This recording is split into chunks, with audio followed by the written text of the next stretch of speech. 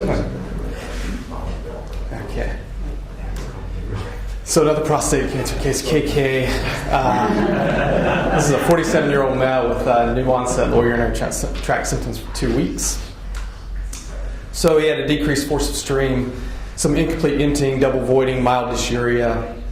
He was evaluated by his primary care physician, diagnosed with prostatitis, was sent home with a 2-week course of ciprofloxacin. He was seen back there. No improvement in his symptoms, so he was sent here for further evaluation. As you can see, he's a pretty healthy guy. No medical problems, no surgeries, no medicines, no allergies. Family history, significant for congestive heart failure, diabetes, but no GU malignancy. Married with 2 children, works at a car dealership. No tobacco, but occasional alcohol use. On review of systems, he had no weight loss, fatigue or night sweats, no erectile dysfunction, no bone pain, no hematuria. We evaluated him, and on GU exam he had normal phallus. He had bilateral benign testes, 25 milliliters each. On DRE he had a 50-gram prostate with bilateral firmness at the base. His UVA was completely normal. His PVR was 41. So here we have a gentleman, persistent lower urinary tract symptoms, abnormal DRE following 2 weeks of antibiotics. Right. Talk to me, Mac, what exactly are the symptoms he's complaining about? Basically, it's the dysuria, frequency, urgency. So how many times a day is he going? So that's, unfortunately, that wasn't listed in the notes. So is he getting up at night? He didn't, I don't think anyone ever asked him about nocturia.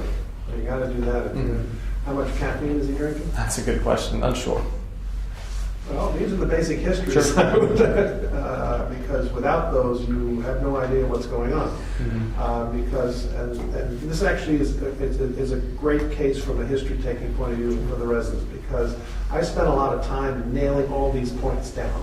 Because until you know how much somebody voids at each point, you don't know if you're dealing with excess volume. You don't know if the bladder is working properly, and the problem is related to caffeine, whether he's drinking 5 liters of water, and this is where a voiding diary is by far the most important study that I will do to document total urinary output for the day. And sometimes you do this and they come back with 4 liters and it just blows your socks off. You had no idea they were doing that. You were ready to get a pitcher pain or something. So you can't assume frequency urgency is an irritative voiding symptom. But right now, since you don't have the details, you're leading me down the path to say this is an irritated bladder. But I'm protesting along the way, saying understandably so. So he was started on Flomax. What age is this? What's that? How old is he? He is 46. And what's your diagnosis? At least tentatively prostatitis. Prostatitis. And tangulosity works for that? No, this was more, I guess, for symptom alleviation. So what I'm pushing you a little bit on is you're falling down the pathway. He's got bladder outlet obstruction. Sure. And at 48, I would seriously yell at you at my clinic saying there's no way this is an accurate diagnosis. Sure. And I would have made you go back and get the very pieces of information that you weren't able to give me now. Sure. All right. So we also... and then the firmness to the prostate you thought was real, and now you got the PSA, but now we don't know if they're dealing with true prostatitis, which may be, but PSA of 36 is a problem, because we got to either say this is real or this is possibly due to inflammation. So you didn't have the PSA of 36 yet, so when it came back over the phone, what did you do? So we still were under the assumption this may be prostatitis, so said continue on with your antibiotic course, saw him back, the firmness and the size of the prostate. I was asking, did you call him up and put him on another 3 weeks of Cipro or anything like that? Yeah, well, he continued the Cipro for the remainder of the time until his 1 month follow-up. So you repeated the PSA, because whenever you have a number that doesn't make any sense, you repeat it, and you go, shit, this is not a good number.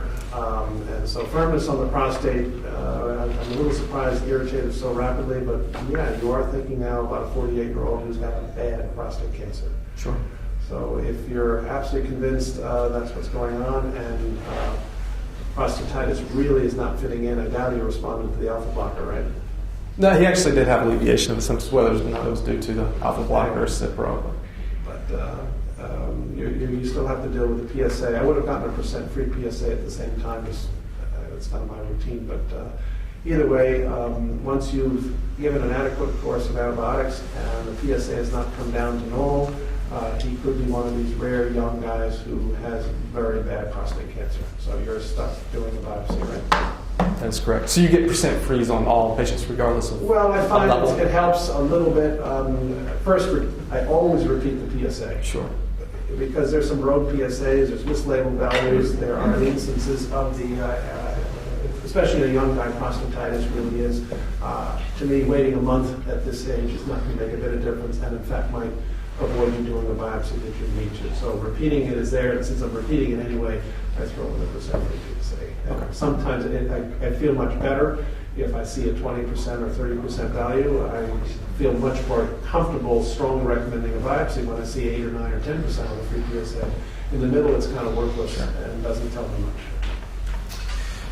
So we perform transrectal ultrasound, got a prostate So as I biopsy. suspect you got a really bad cancer. Yeah. So glucinate. 3+5 in all 10 cores, 100% involvement. So this is really bad stuff. And yes, you do need a metastatic evaluation, absolutely. And it was negative. Bone skin was negative. CT abdomen pelvis, as you can see on this contrast phase, you can see it. Tried to label it for you, but some lymphadenopathy along the left iliac Are you chain. moving more to getting a pelvic MRI rather than CT for extension and getting extension during the surgery? This particular case, high-grade cancer, young man, you already have an elevated PSA. I'm looking for adenopathy. I have no reason to believe an MRI is better than a CT. You're looking for the size, exactly what you're seeing. The place where the MRI is when you're looking for local extension, right? So there are two separate questions we're asking. Right now, we're staging this guy, and you've now just told me he's got systemic disease. Sure. And is that the only one, or are there more? No, that's the only nodes that were positive, but the seminal vesicles were thought to be a little heterogeneous and suspicious appearing. And now you're going to ask me the million-dollar question: is radical prostatectomy appropriate in this setting? And no one knows. All right, go ahead. So, we took him to the operating room. And this is what I commented yesterday.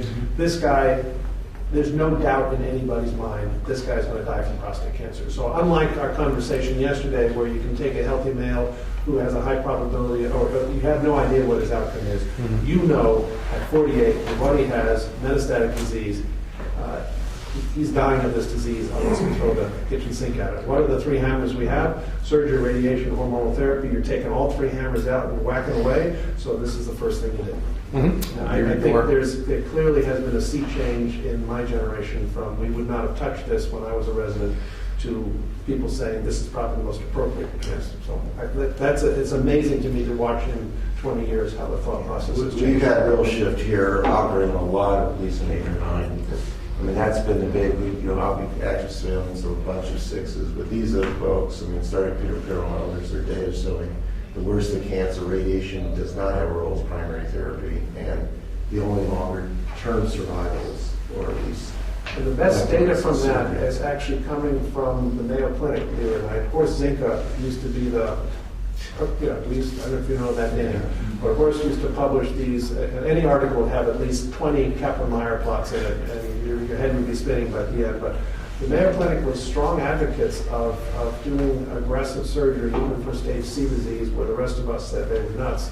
In hindsight, some of their data shows that, in fact, they didn't cure everyone by any means, but you think some of these patients, I think, will be benefited. So even with no metastatic disease, it's almost following some of the old renal stuff. We're taking this out. Their survival's a little longer with metastatic prostate. This is not This is not curing them, but let's see what your final thoughts showing. Didn't Horst used to do orchiectomy at the same time? Yes, Which was always, it's hard to interpret if it's the same. Well, that's the point. But he was at least. They were claiming, and and they were all just case series analyses with Mayo, was just 5 or 10 times more than anybody else had, and that's why a lot of people didn't believe him in that group, because in fact it was case series analyses. But I think we're all coming to the attitude that this is the bad stuff. Throw the kitchen sink at it, and let's see if we can do. And we can do the surgery now. I guess that's the other thing that's changed is. I would argue we can do the surgery well enough that the morbidity from this surgery, yes, he might be impotent, but he shouldn't be incontinent. And if you did it properly, the impotence at 48 may, in fact, only be 50%. So I can't fault you for this. I think this is where the bull is done. Some of the tumor biology people really suggest, like for breast, This is others, a debulking. taking the primary tumor out has a benefit because it's circulating tumor cells. Debulking And it. going their initial host, there is a definite rationale for the cancer. All right, so you had an uncomplicated course, went home, you're going to give them a month to heal up. Your final pathology is as I suspected. Extensive growth. Right. So Gleason 9 disease, extensive gross extension, invasion to the seminal vesicles, as you can imagine. Margins were positive, and he had 6 lymph nodes taken. 5 of those were positive for disease. Again, all of this, every one of these factors carries very poor prognosis. The question now is, are you going to radiate his pelvis, and does that make any difference or not? If we have a trial, you really want to enroll him in that trial. I don't know if there's any type of trial on it. You're going to put him on hormonal therapy, I assume.